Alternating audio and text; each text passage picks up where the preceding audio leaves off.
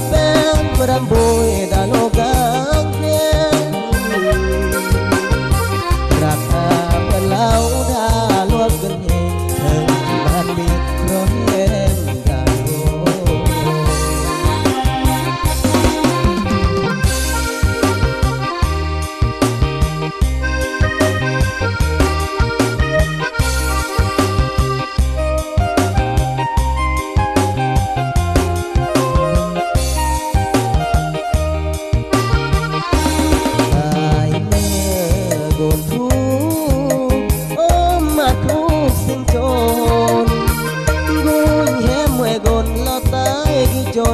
lô ra khuyên rư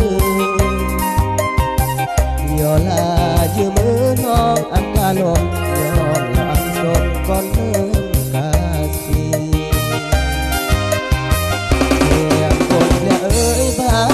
đã bao vui rồi bên đam bùi đã lô cán khen rạc man lao đã luôn